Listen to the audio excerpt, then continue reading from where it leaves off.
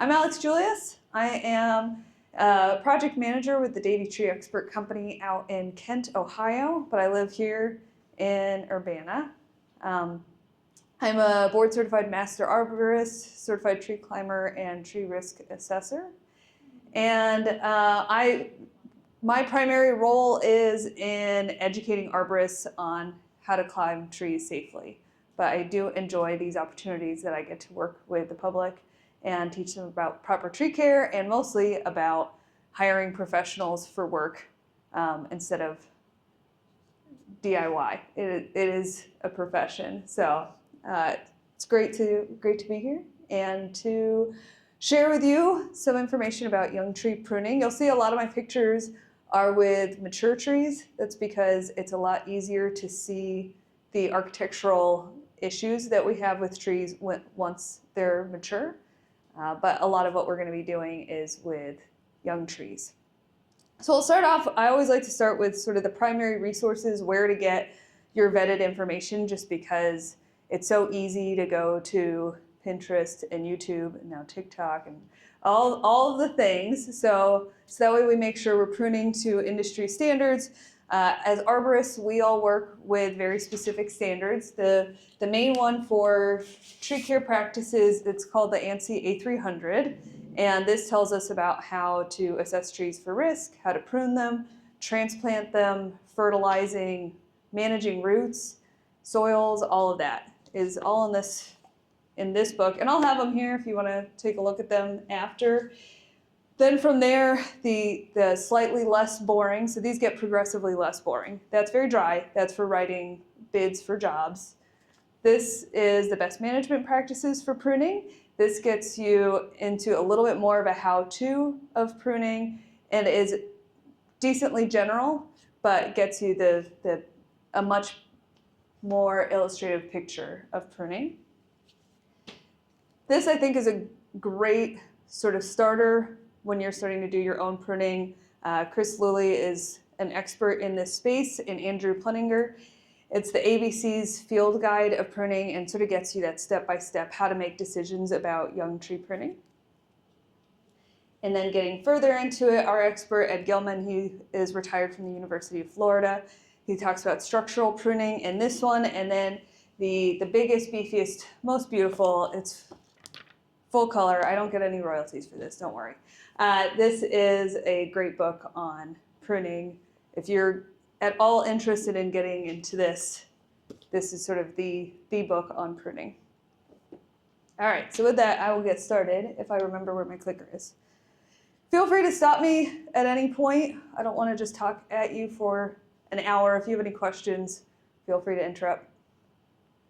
All right, so this is what I'm planning on going over, covering just sort of the tools, the biology, the architecture of the trees, when to do it, how much pruning to do, and then if we get to it, depending on how enthusiastic I get on the sidebars, we can talk about some tree risk and making choices about pruning so that way you can avoid major structural issues later in life for that tree.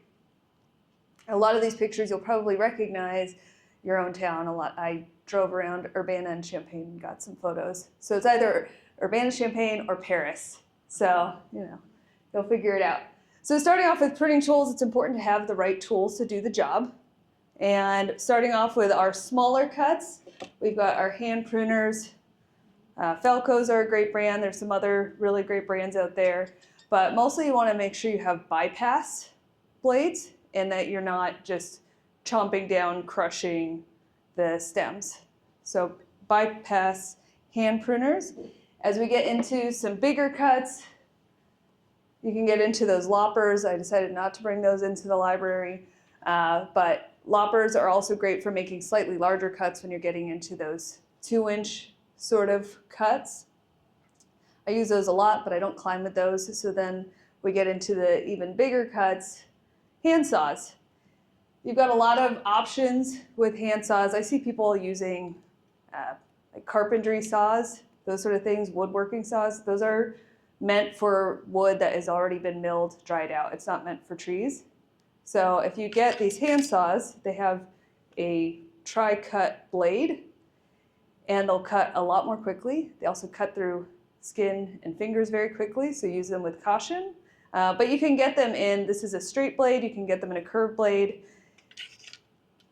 bigger, smaller, they come in a lot of sizes. And these are professional grade, and you'll make cleaner cuts with your trees. And then finally, the biggest one is going to be a chainsaw when you've got really big cuts. I recommend leaving that to the professionals. And if you don't, make sure you have the proper personal protective equipment, chainsaw protective pants, eyes, ear, hearing, all of the things to keep yourself safe. All right, and then make sure to sanitize your equipment. Here are just a list of things you can use: rubbing alcohol, you can use bleach, Lysol, all those sort of standard sanitation methods. Bleach will rust out. You can see that that's what I've been using on my hand pruners. I need to take a little bit of time this spring and clean them up, but it's just easiest to spray them and disinfect them. So that is your choice, how you choose to do that, but that will minimize any kind of diseases transferring over from plant to plant, especially if you know that you're working with diseased vegetation. Chainsaws also cannot be sanitized, so generally we try not to use that if we know we're dealing with some kind of a disease that can be passed on. Okay, so getting into the actual pruning, so I've got some golden rules for you, and you can let me know if any of these are shocking at all. One is, trees do not heal. If you ever have anybody talk to you about trees healing, especially if you have an arborist talk to you about trees healing, that is wrong. They don't heal, they seal. So any injury, anything that we ever do to a tree, it will always be there. But the annual growth will grow around it and slowly wall it off so it is sealed. But it won't heal. That injury, whatever happened there, will always be there. So with that, anything we do to a tree needs to be very intentional. We need to have a reason for it, because trees don't need pruning. Any pruning that we do, it's for us. Trees survive out in the forest without us pruning. So if we are pruning a tree, it's because we have some sort of objective, whether it's for risk management, a view, maybe the tree is blocking a view that we want, it's blocking the street light, anything like that. It's all for us, but trees don't need us to prune them. So for that, every cut should have a reason. All right, so a little bit of biology here.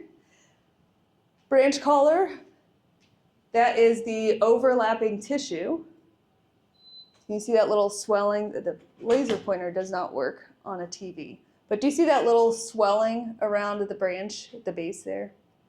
That is the overlapping tissues of the tree and the branch itself. So every year, trees put on growth rings, right? We have our annual growth rings. The tree puts it on, the branch puts it on. The next year, the tree puts it on, the branch puts it on. And so where those tissues are connected between the tree and the branch, it creates a swelling. So that's the branch bark collar. And this will have some significance later, but that's a really important indicator for us, so that way we know the proper place to make a cut. Our goal is to make sure that we're staying just at that collar and not cutting into the trunk tissue. So that's why it's important to be able to recognize the branch bark collar. The branch bark ridge, similarly, in that same sort of space, you can somewhat bisect the angle between the trunk and the branch, and you'll get where the bark meets.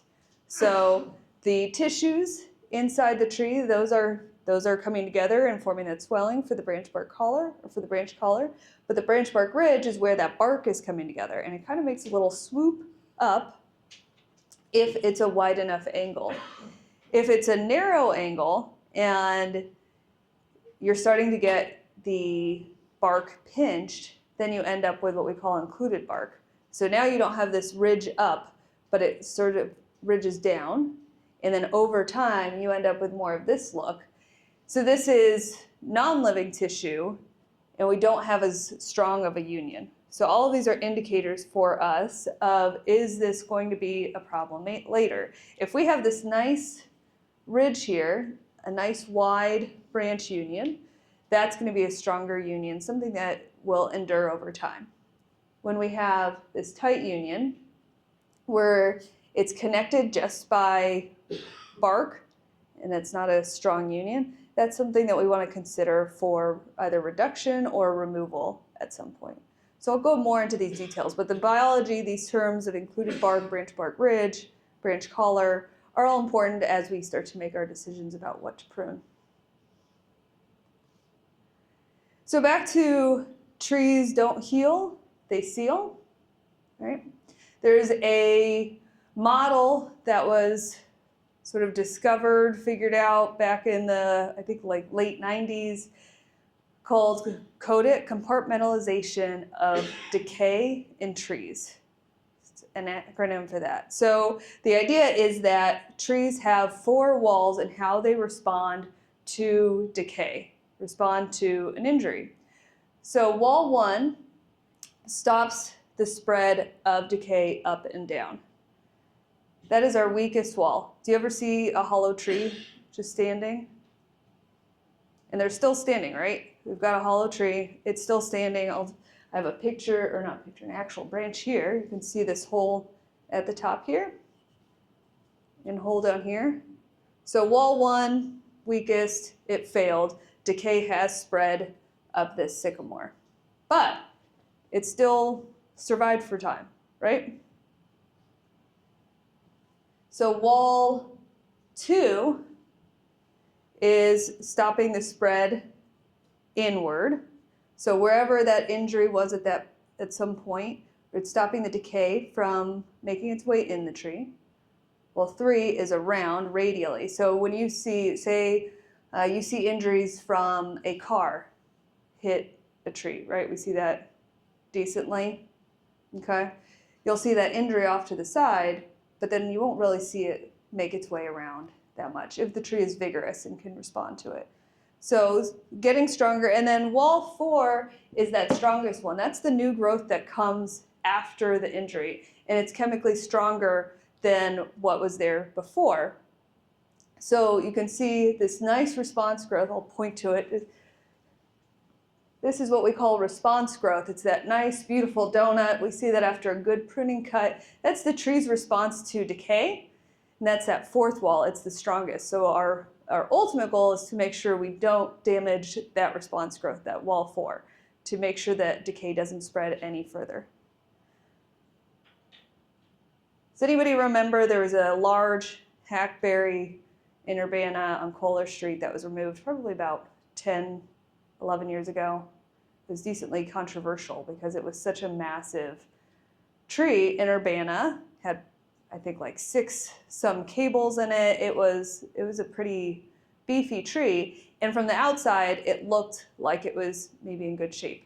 But I had the fortune of being there during the removal, and you can see, particularly with this branch here, that's a decent sized branch. For me as a climber, I would have definitely tied into and climbed off of that branch.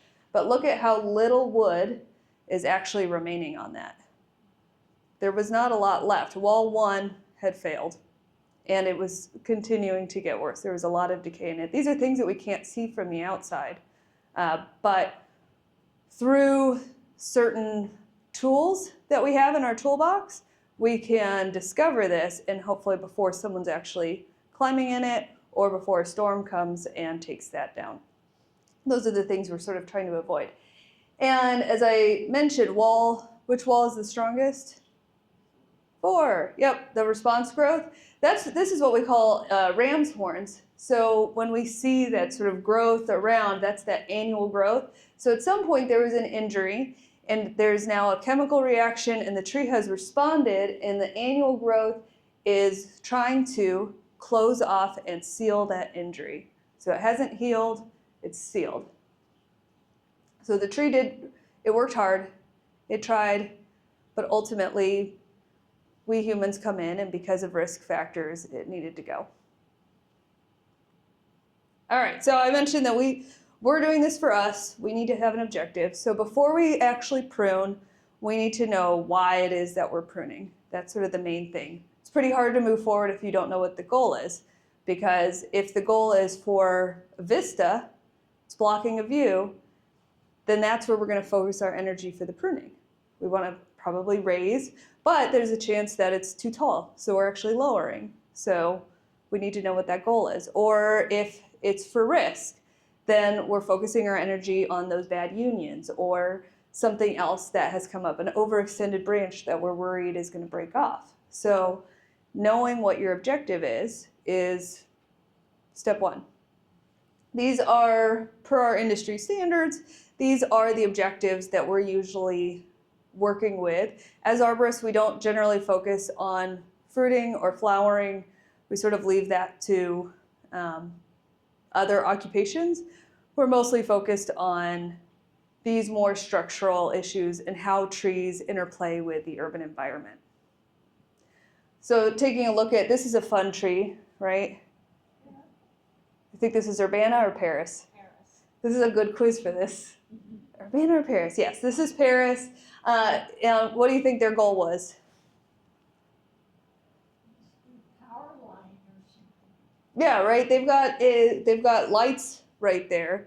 So my guess is it was probably clearance for the lights that they needed to maintain the lighting that they already had in place. So they decided to cut this canopy in half.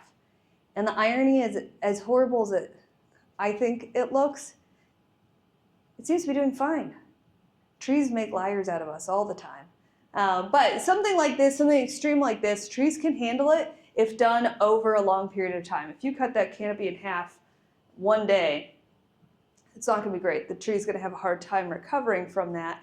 But if they did this over time, if they were able to plan for it, then there's a good chance that the tree will thrive in that space.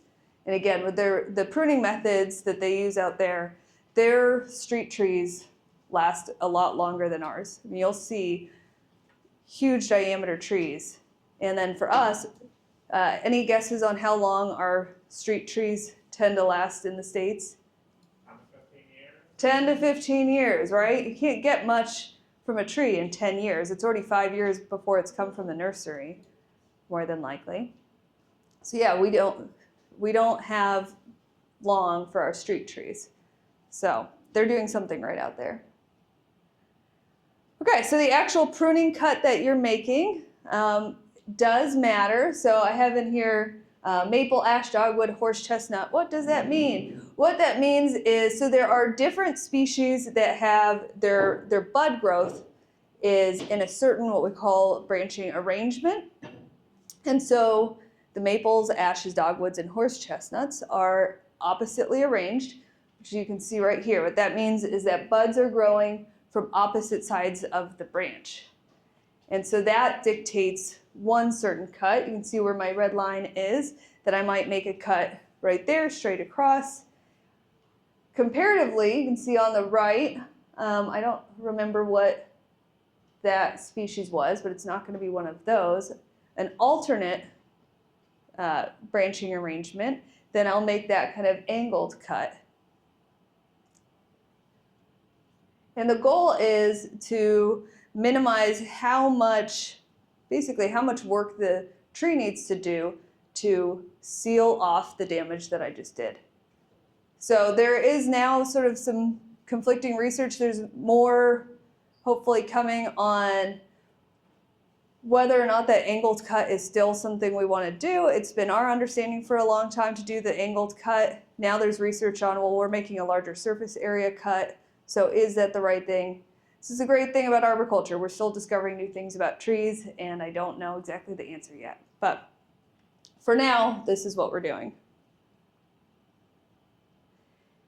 So the types of cuts that we're making, we could do removal cuts.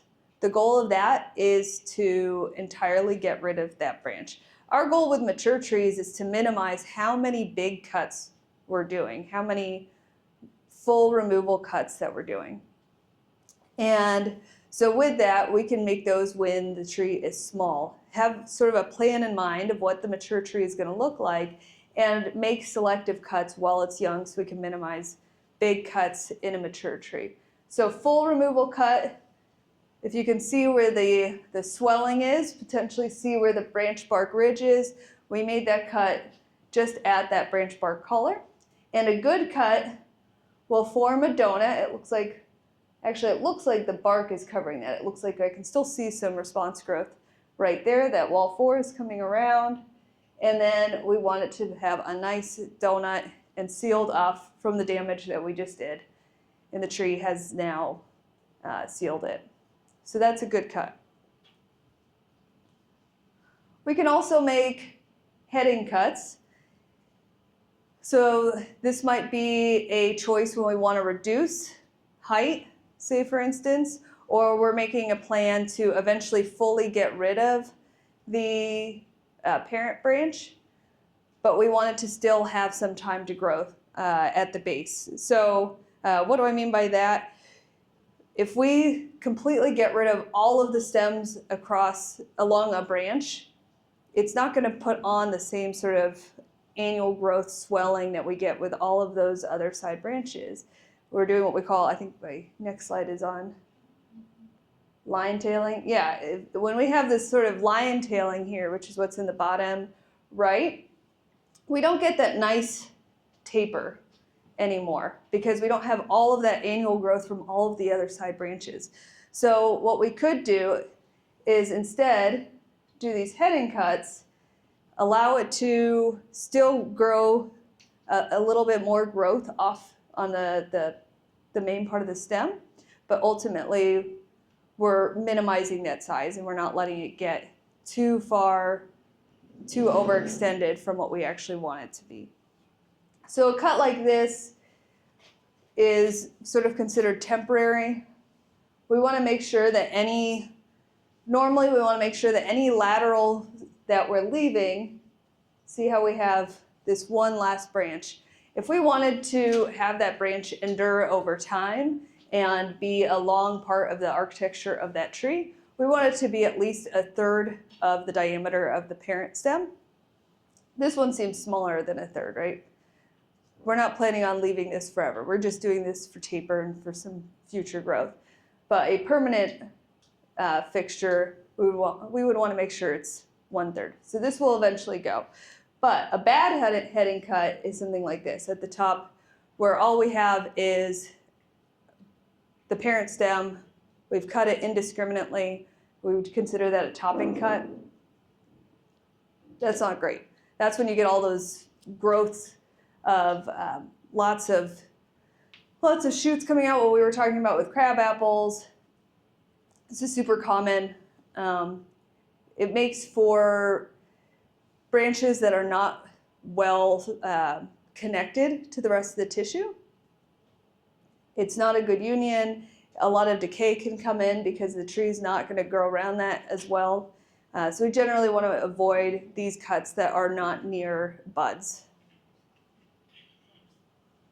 So some of the poor practices, and I say loosely poor because again on the top right there's Paris again. They have their shearing, their hedges of trees. They do it in a great way. Somehow they make it work. They've got skilled work, and I mean their aesthetic there. It's very manicured. That's French gardening, right? A lot of greenery, a lot of geometry.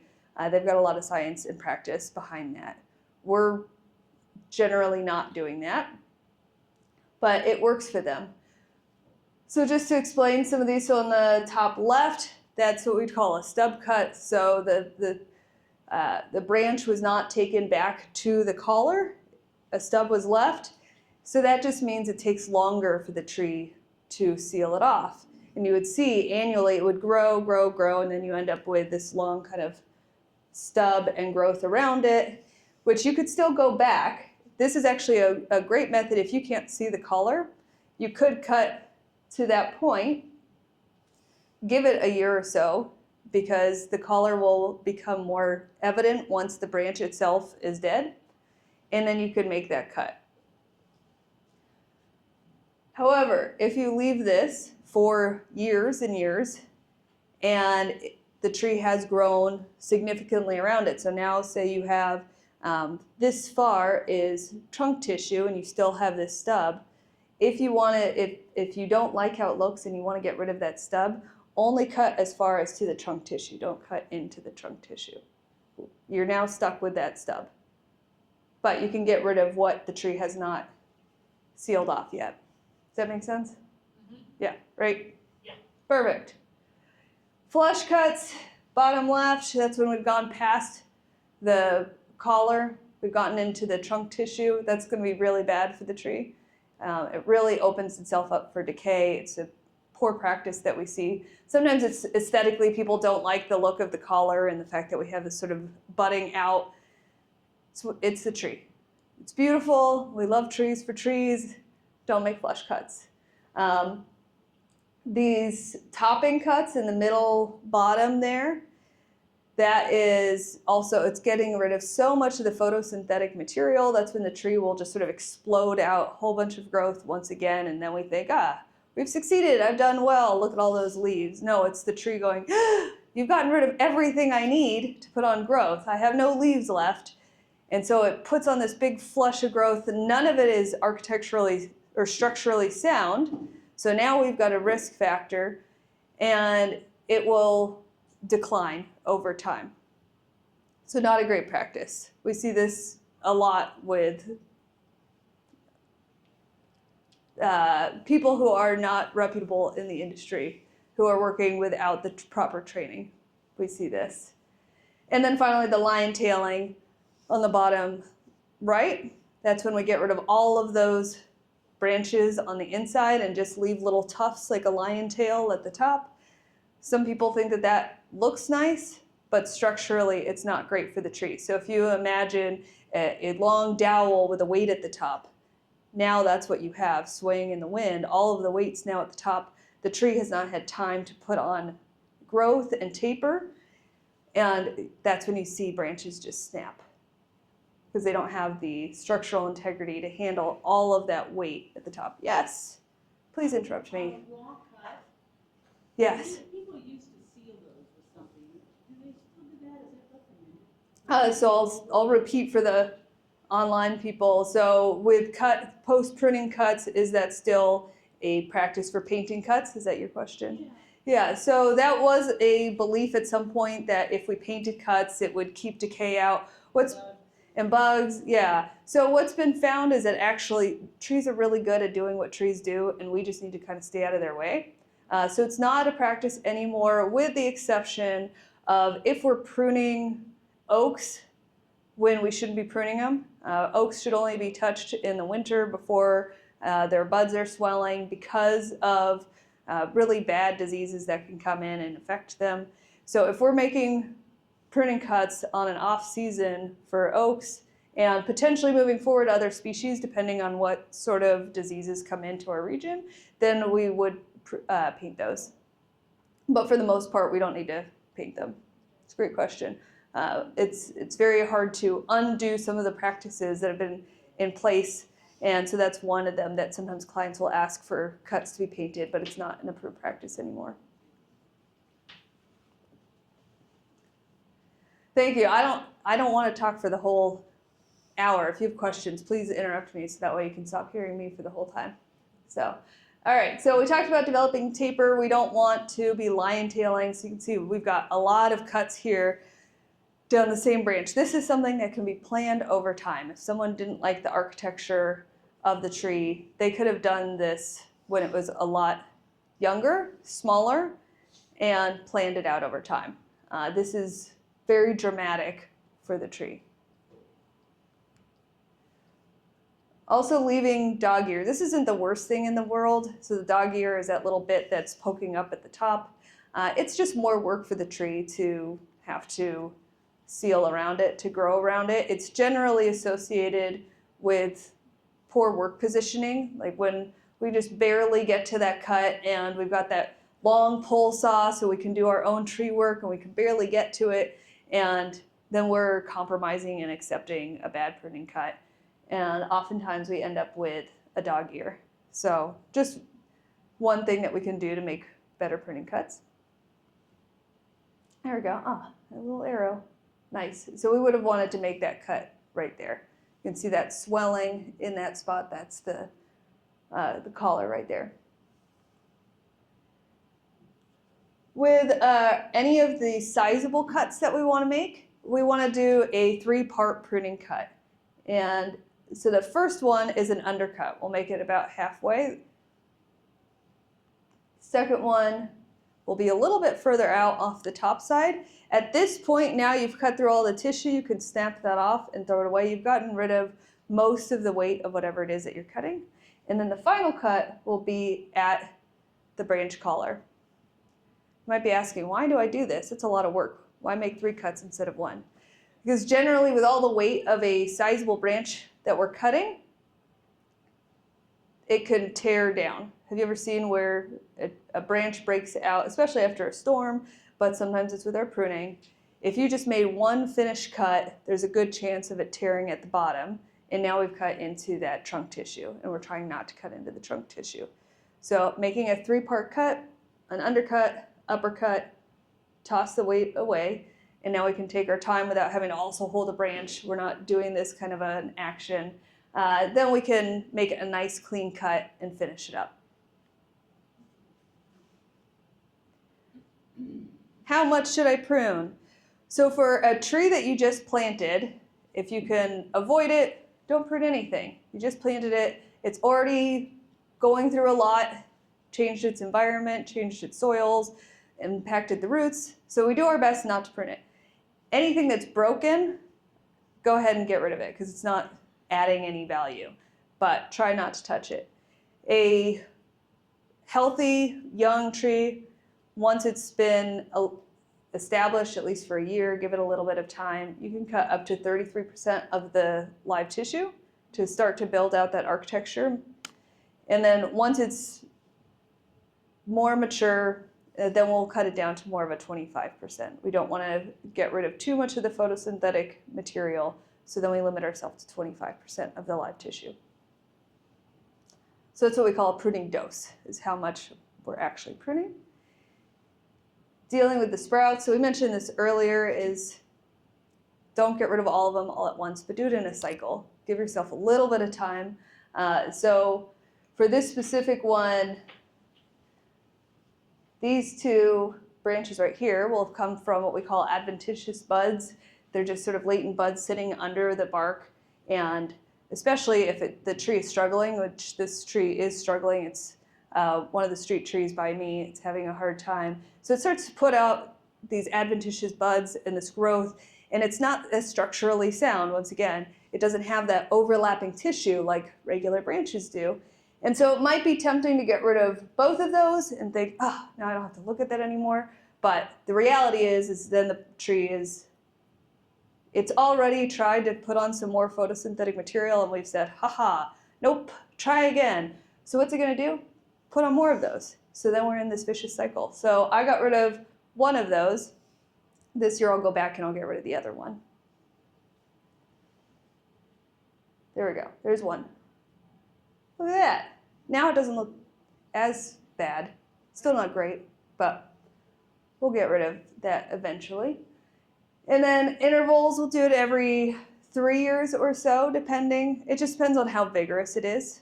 If the tree looks like it's struggling, still kind of in its transplant shock phase, do your best to avoid pruning it, and water. The #1 reason young trees die is not being watered enough.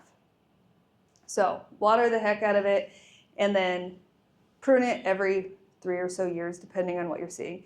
And anytime you see those dead branches or broken, go ahead and get rid of those. And then finally with timing, you can, besides what I said with oaks are kind of the exception, you can prune at any time.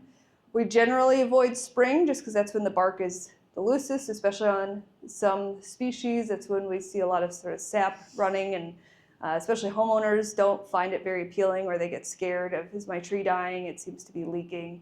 Don't worry about that. It's fine. But it can make for some pruning cuts that don't look as appealing, especially if the bark is loose. It could accidentally tear a little bit. So we do avoid it a little bit.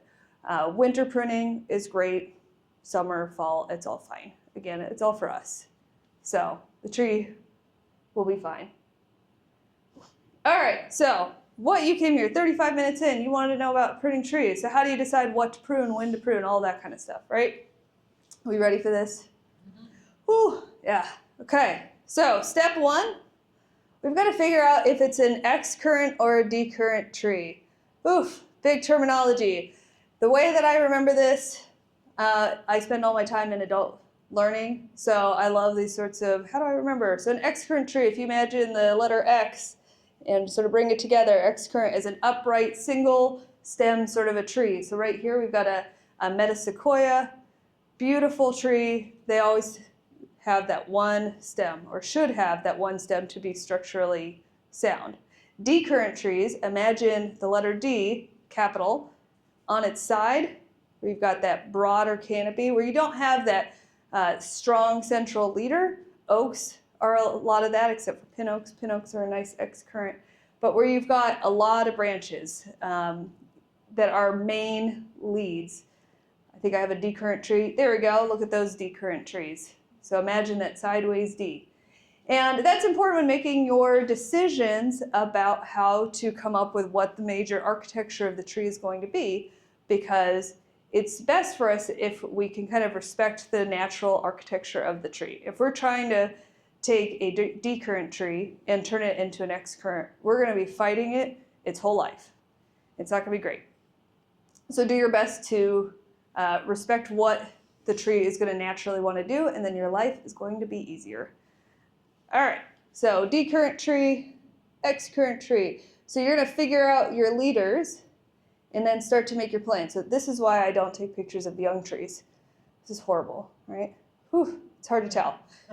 But what do we think? X current or D current, naturally? X current, right? Imagine that X, yep, it worked, right? D current, sideways D.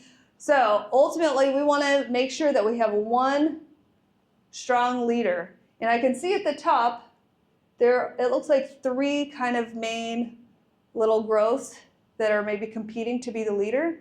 That's where my attention is going, because this is an easy problem to solve right here with hand pruners.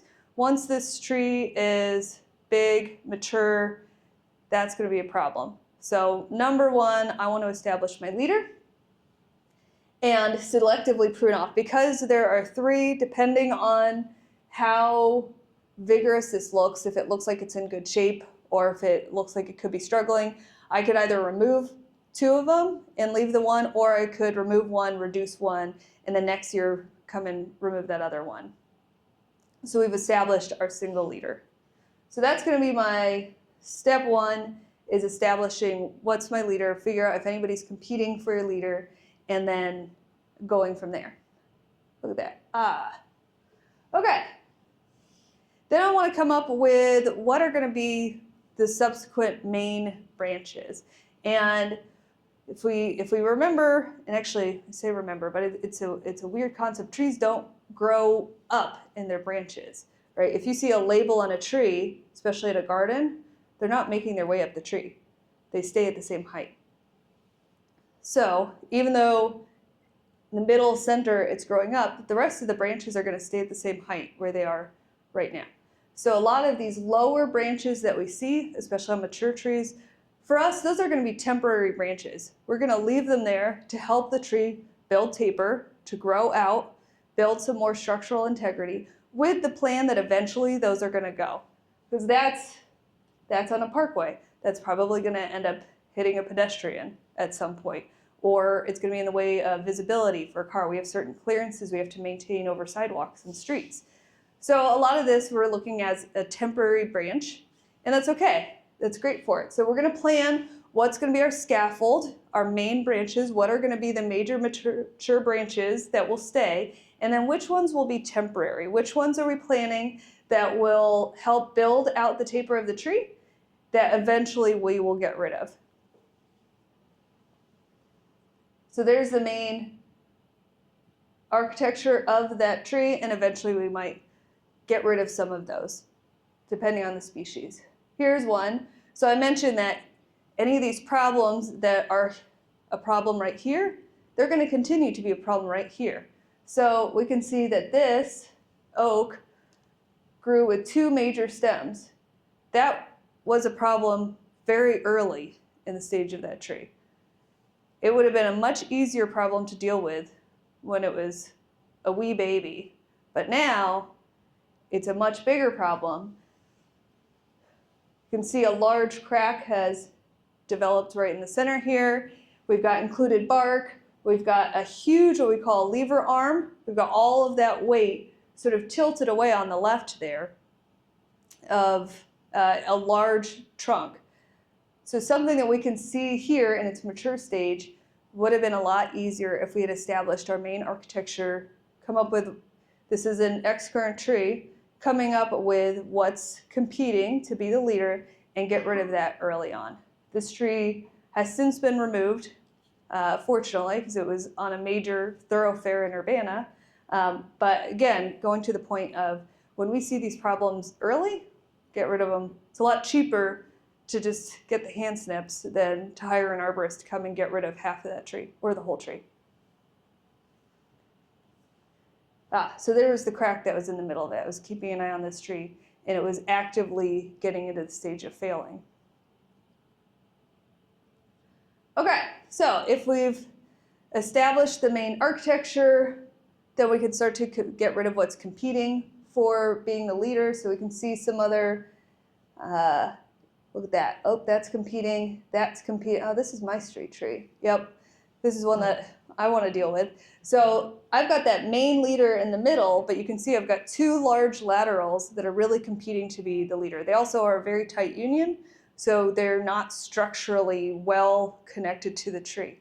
So I'm going to want to, at some point, reduce those, get those to a point that they're no longer competing. So that's when I could make kind of that heading cut if my goal is to eventually get rid of it entirely.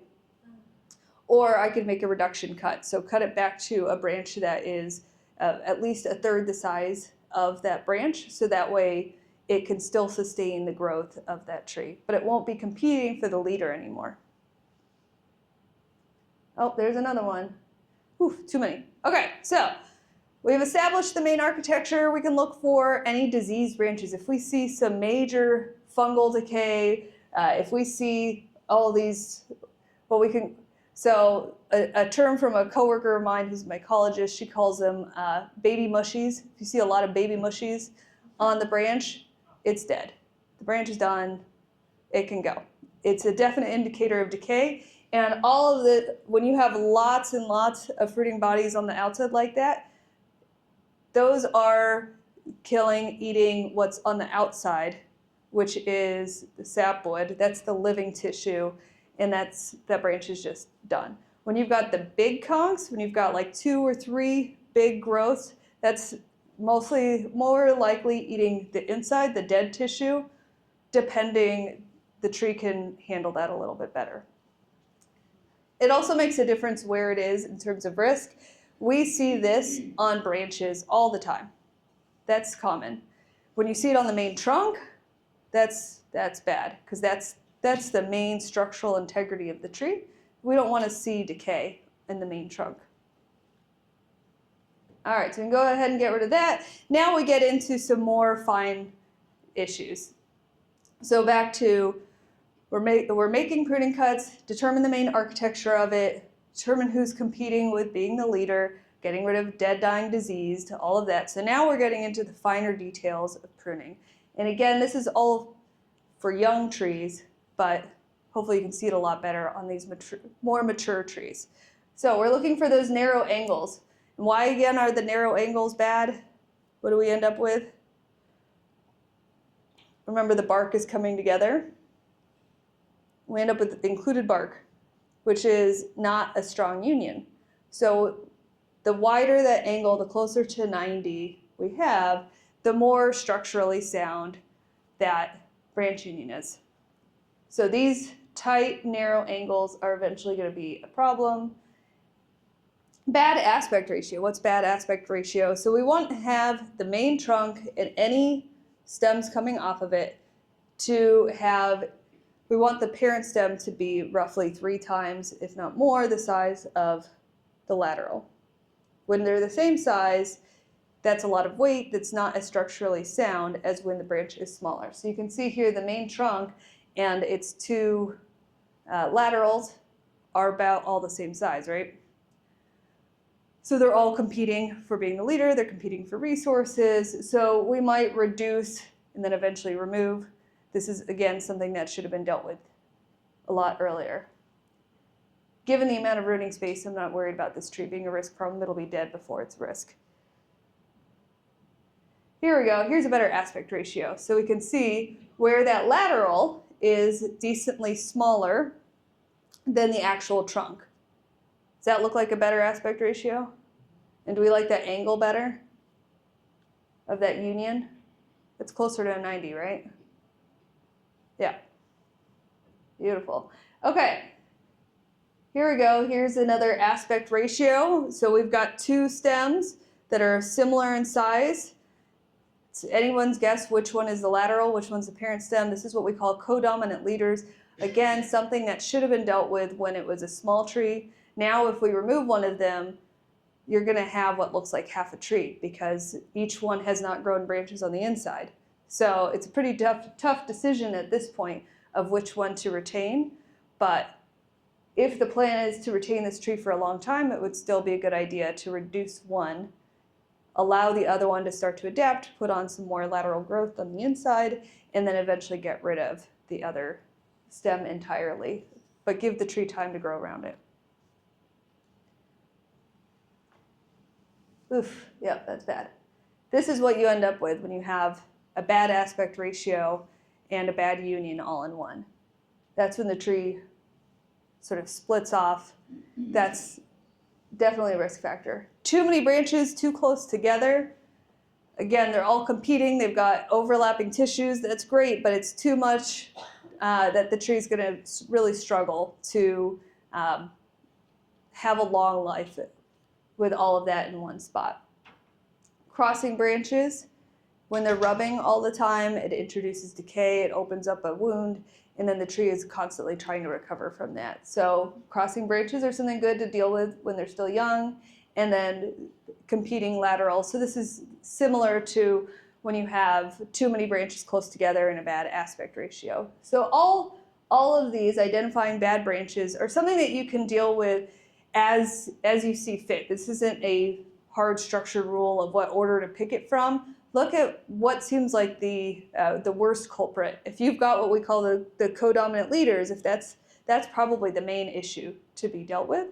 But if you're seeing other issues like a crossing branch, maybe that's something you want to deal with. This is all up to you. Again, it's for us, and make a plan over a period of time of what you want to address. Because when we get to this point, look at how big these pruning cuts are.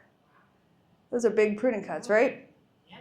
Yeah. So could it be avoided? No. I mean, eventually we're probably going to be making big pruning cuts. This could have been from storm damage. This when you've got a tree of this size, eventually big cuts are going to happen. So that I feel like they've taken as good of care of their tree as they possibly could have. This is, I think, at a botanic garden. I can't remember where.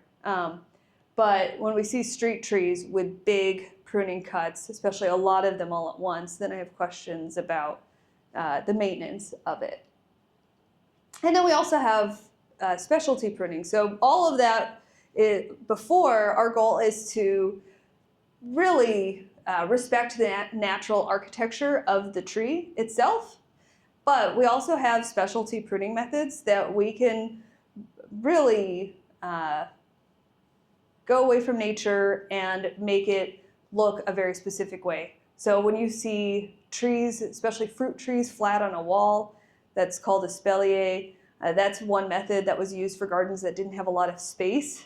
It's also a way to have a fruiting tree without it shading out your other plants. So that's one method. I'm in year 2 of espaliering a peach tree. So now I've got it all wound up. We'll see how long it lasts. But I'm trying it because I don't have space for another shade tree in my yard. Topiaries are pretty common in gardens, especially French gardens.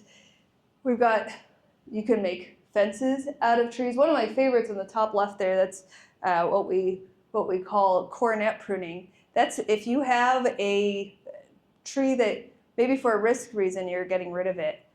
you can do, it's basically just a bunch of jagged cuts. It's for wildlife. So that way you don't have just a flat top, but you're making a space where wildlife can come in and build a nest, somehow inhabit that trunk. Well, we've also reduced the risk to humans by getting rid of the main canopy. But trunks of trees still have wildlife benefit for all of our animals. Okay. We ready for a little risk management? How are we feeling? Feeling good? We've got 9 more minutes. Yeah? All right. So if we've done our job, if we've done a good job with young tree pruning, then hopefully the tree is structurally sound, we've got good unions, and the tree will live its lovely life until it is what we call overly mature and goes into what we call retrenchment. That's what's going on the right there. Trees follow a similar life cycle of humans. Is they grow vigorously when they're young, and then they sort of slow down in their growth. And then when they get into their overly mature, they start to bring all their resources back to the center. And we'll see big laterals start to die off because it's putting all of its resources back to its core. So we call it retrenchment. So similar life cycle. So that's sort of a normal thing for trees. If we haven't necessarily done the structural pruning, or sometimes storms are just bad, sometimes it's unavoidable, then we want to avoid issues like this. This is in Massachusetts. The storm came through and looks like there was a poor union. Also with all the utility lines, there's a pretty good chance that the utility company came in and had to do some major pruning. That's the wrong place for that tree. So any number of things could have happened. And we can already see that there was already probably co-dominant leader right there, and that's what's failed. So not surprising. We can usually sort of take a guess of what's going to be an issue for a mature tree. So what can we do to avoid it? So first of all, putting the right tree in the right place, not putting a hackberry right at a power line, right? We like having power, right? Mm-hmm. None of us are off-gridders. We like having lights in the library. We like having electricity, that we shouldn't put our trees under power lines. If we see volunteer trees, meaning a tree that's just put itself there, especially calorie pears, they love to put themselves everywhere, get rid of it as best you can, because it will eventually be a problem. You'll grow to love that tree, and then the utility company will come through and it's like, no, you pruned the tree I never planted and never should have been there. But if we start off with the right tree in the right place, then it won't be an issue. All right. In addition to anything that's affecting the top, consider the bottom, consider the root space. If you just have a tiny little space for the roots, imagine you're going to need, the trees need 2 to 3 times the root space is what you're seeing in the canopy, but out this way. So if you're not going to be able to give it enough root space, then we're also potentially going to have an issue. What do we think about that root space? Do you think that tree's going to thrive? It's probably dead already. I'm not sure, right? Yeah, I think so.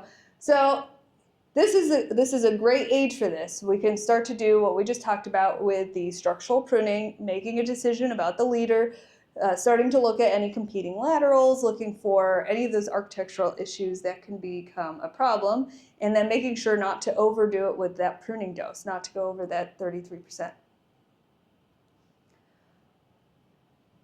So looking also at the roots, making sure we're using proper root management tactics. Trees and turf don't mix nicely when you can. Just put a mulch ring. And the goal with the mulch is keep it off the trunk. If you ever see those volcano mulches, those are really horrible for trunks. It keeps the moisture in there. It introduces decay. So keep the mulch away from the trunk. And that will also help so you don't end up mowing over the roots and causing damage and introducing more decay. And I think they aesthetically look really nice. I love mulch rings. Here we go. Here's some turf right up there. And also that trunk, it looks like that tree was also planted too deeply. There's no taper. There's no trunk collar. At the base there, it's going in like a telephone pole. So that tree was likely planted too deep. And now we also have turf right up to it. So that means someone's going around with a weed whacker right there, right? And it's just all compounding, each thing. Rock, not great. Overheats, I don't recommend it. I don't know if you can barely see that little stake right there. If you have a good root system, especially if you're doing a bare root tree, if you're planting a bare root tree, you shouldn't need to stake. But if you're in a really windy place, like if you live somewhere that you're exposed to a lot of winds, you might stake a young tree. Leave it a little bit loose. If you leave it a little loose, the tree can move and put on that response growth and build out some taper. Otherwise, if it is held like this for its formative years, and then all of a sudden at some point you have to take that stake off, and now it hasn't been exposed to all of that, it's just gonna break, it's gonna die. So give it a little bit of wiggle room so it can move somewhat, build some of that response growth so that way it's prepared for the environment. There's an interesting thing about trees grown in conservatories, in botanic gardens, but they're not exposed to wind, so they're not putting on that same kind of taper. So then we have to treat those trees a little bit differently because they're not responding to the environment the same way. So similarly, allow your trees to have a little bit of wiggle room so they can put on some response growth and be prepared for the wind. Here we go. Here's a bristlecone pine, California, some of the oldest trees in the world. They're exposed to high winds. And I mean, these are 3,000-4,000-year-old trees and decently small, right? They are exposed to so much wind, but they are beefy. They are putting on their growth like this because of all the wind. They're not growing up high, they're growing out. We also want to be mindful of any threats that are coming in. Emerald ash borer is one of them for us. You can look up on the APHIS website and find out if anything is impacting us regionally. So that can also impact decisions that we might make. So probably not a good idea to plant any ash right now. Try not to wrap trees for an overextended period of time. I'm one who puts lights on my trees in the winter, but we want to make sure eventually to get them off because the trees are going to keep growing out and then we can girdle them. All the live tissue is on the outside of the branch, so if we girdle it like this, then we're just going to kill it. When we see excessive sprouts, I mentioned that when the tree's stressed and it puts on that big flush of growth, that's a sign that something is happening, something not great. And then there are those larger fruiting bodies when we just see a couple of those. That's also an indication that we're starting to have an issue. New leans, if you have a tree that sort of leans a bit, if it's always been like that, that's not necessarily a problem. But if you see a new lean, or if you start to see one side of the soil is sinking and the other side is lifting, then you've got a major root issue. Then you've got root plate failure, and that's a deal with immediately kind of a problem. And it's good to be proactive instead of reactive, obviously. Get to a professional before it's an issue. Sometimes in cases like this is in Boston Common. Actually, when we were there for the American Public Gardens Association giving a talk on tree risk, and this tree fell in the park. It was perfect. Perfect timing, right? I know, right? But there aren't people standing in the pond. So I don't know if the people managing the property knew that this was an issue. It's a willow. They can spontaneously do this.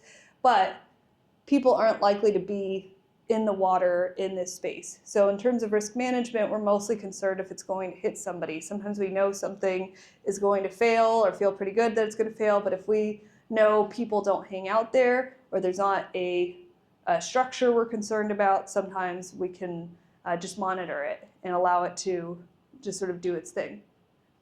This is what we want to avoid. Oh yeah. Right? Yeah. This was also in Urbana. I'd seen this tree for years and watched the fruiting bodies build on it. And of course, it's when I'm out of town that it falls. And nobody was hurt, but just the car. There we go. See, I'd taken that picture about a year prior and knew that we were looking at an issue. This on the right, we've got what's called Crutchmaria. It's a really bad wood decay fungi.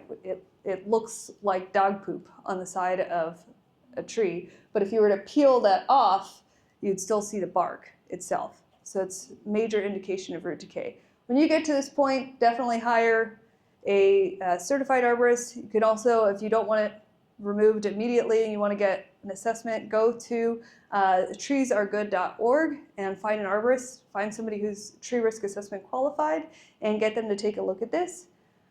The longer you leave a tree to be dealt with, the more expensive it gets. When we get calls saying the tree died yesterday and we can tell it's been dead for years, it gets riskier for us, so it gets more expensive. Because we might not be able to climb it anymore, especially if it's stone dead. Then we have to bring in a crane, bring in expensive materials. So the sooner we can deal with something, the cheaper it will be for you. That's all I've got. Oh, 1 minute over. There we go. Anything I can add? There we go. Yes. Yes.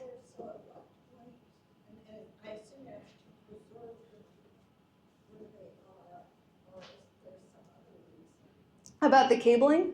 So the question is about trees on campus that have cables. So cables are used when we see those poor branch unions. So when I mentioned that you might have included bark or general bad aspect ratio or an overextended branch, we might cable that. And the job of that is not to stop movement, but to limit movement, so that way it doesn't exceed how far it should go before it kind of tears out. Usually we see a defect there and we're trying to limit that movement. That also comes with sometimes a heavy pruning dose to get rid of some of the major weight at the tips.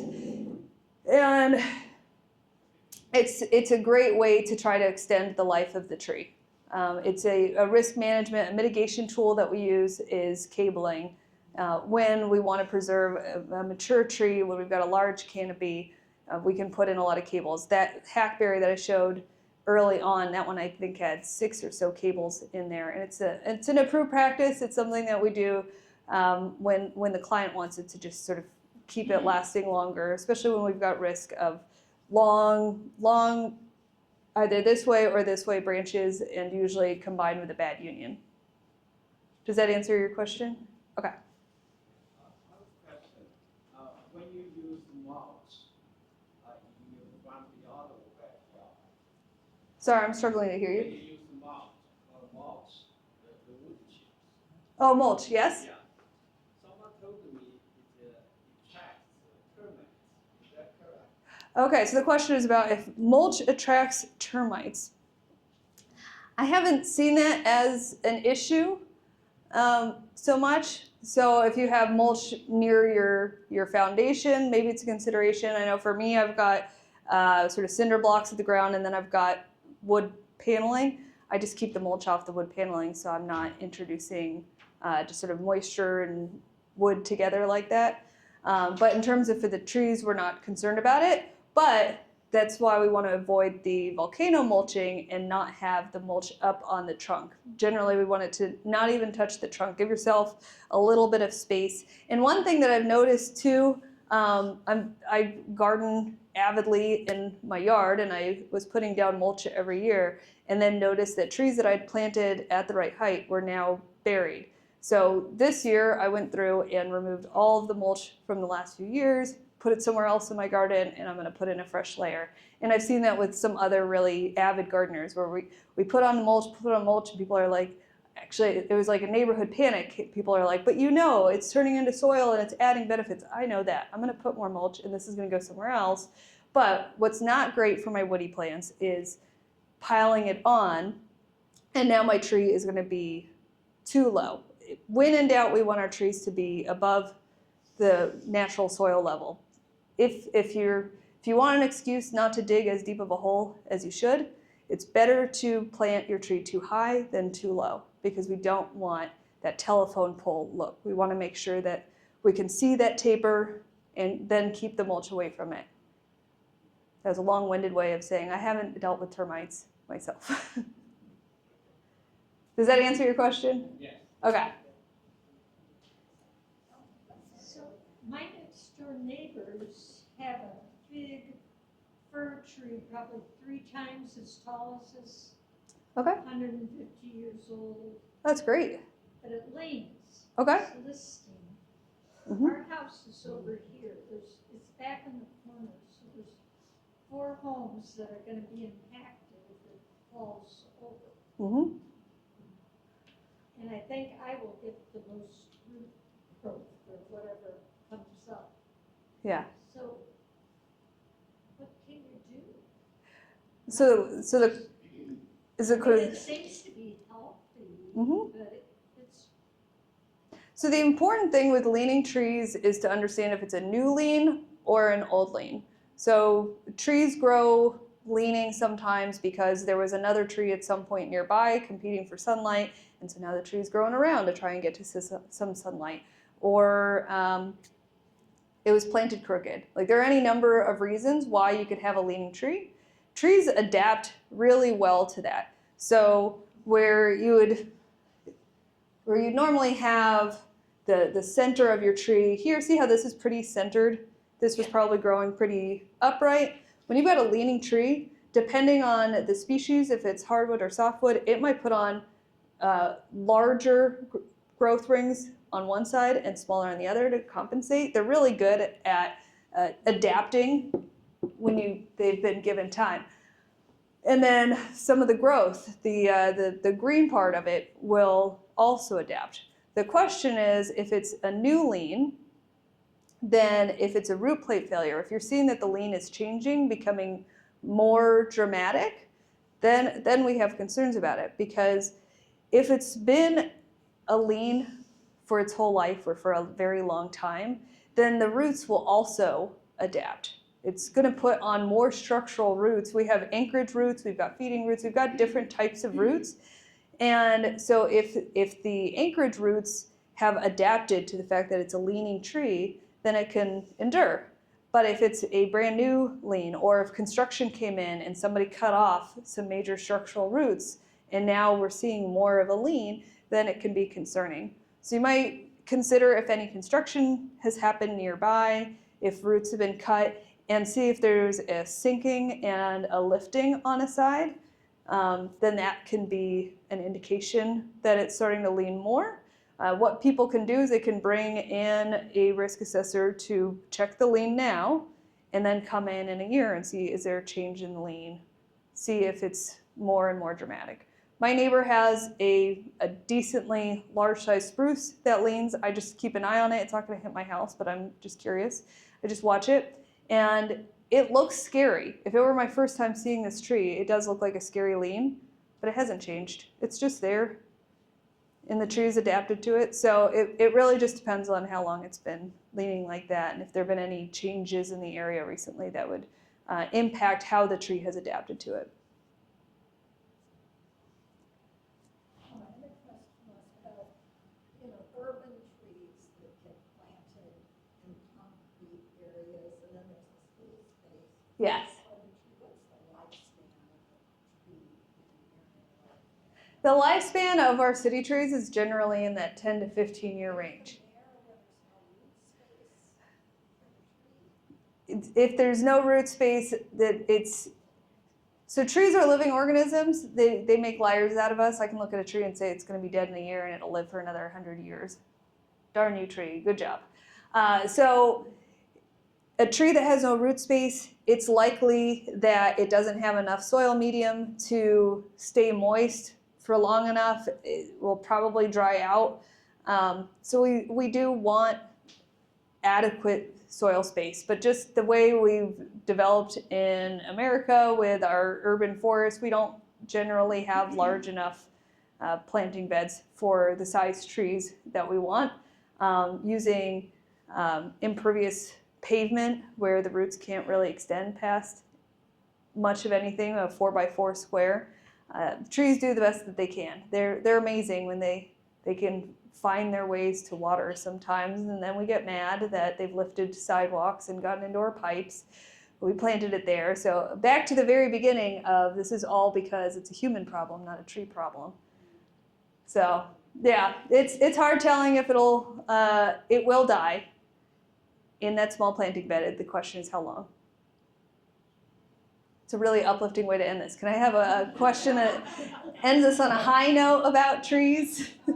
No, it's great. It's good reason to advocate for larger planting spaces for trees, putting trees in the right place, right? Not putting large mature trees under a power line. I've got a right of way in my backyard. That's where you put those crab apples or red buds or dogwoods. Put in trees that are understory trees. That's not where you put in a silver maple and a hackberry and oaks, because it's just the wrong place for it. Or don't put willows right by your pool. They love water. Not great. So right tree, right place. Putting in understory trees when you know you don't have a lot of growth space, but you want to have a tree and feel good about having a tree. So that's the foundation of it. Anything else I can offer? Thank you to CPL. Thank you for having me. Appreciate it.